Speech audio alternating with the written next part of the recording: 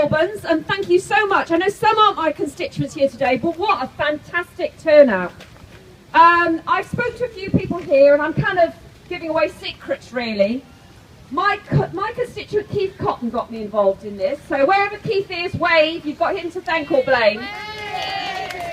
He rang me up and said, what are you doing about this? And I said, well, I actually abstained on the grounds that we felt nothing had been done for years. The House had a great deal of sympathy with the farmers. There was a lot of pressure to try and tackle TB. And I think many MPs were in that position. They either lent their support or they abstained on the grounds that we're not a very rural constituency and the pressures were very, very high for other MPs. But since Keith got hold of me, and I mean that, he said, challenge the science and ask the questions. So I tabled a lot of questions, got a lot of answers that didn't make a lot of sense, and started really the ball rolling.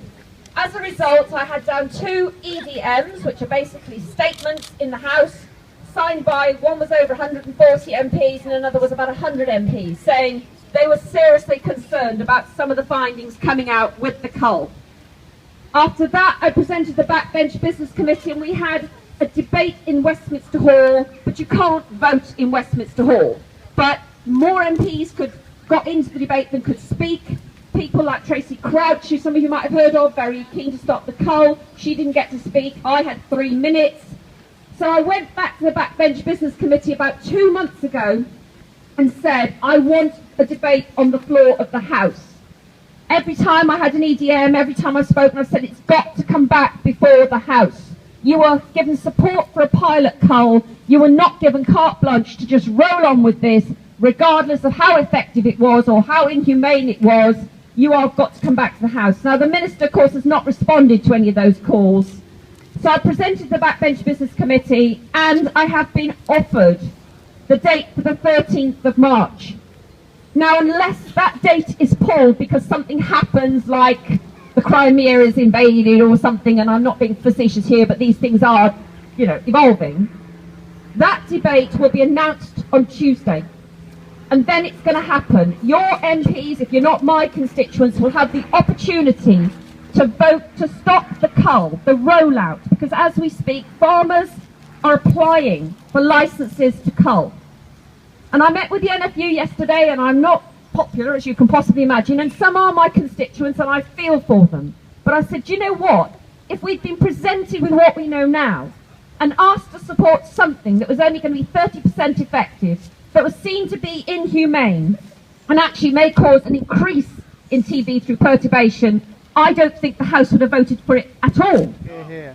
So I think there are MPs, and some names have been mentioned to me today, who either lent their support on the grounds that they were persuaded that something had to be done, or like myself did not vote on the grounds that I was unhappy about killing a protected species, but accepted the farmers were equally unhappy about the loss of their stock. So I think we have a chance of winning. The whipping is going to be huge. MPs that are on the payroll, which is ministers and so on, will be the best they could hope is to abstain, so have a bit of sympathy if your MP is one of those. But if, like me, as a backbencher, it's the only fun, in inverted commas, of being a backbencher is you can sometimes do what you think is right.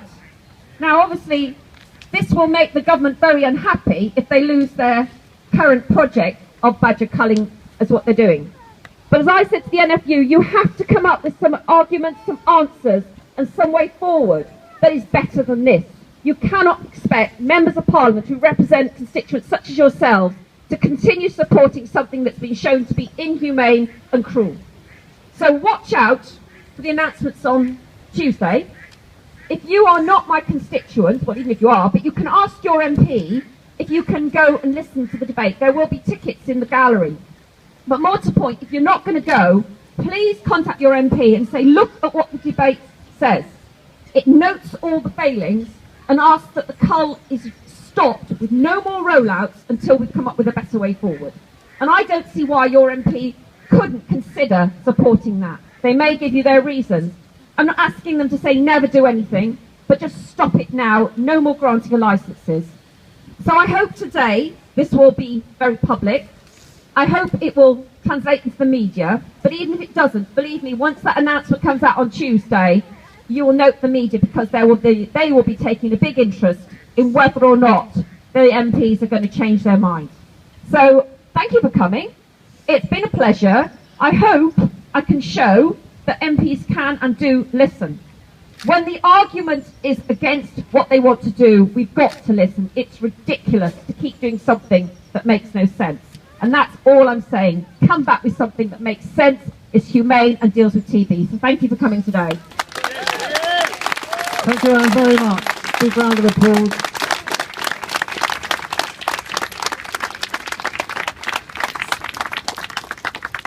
We've got a few speakers here, and that was lovely to have that opening speech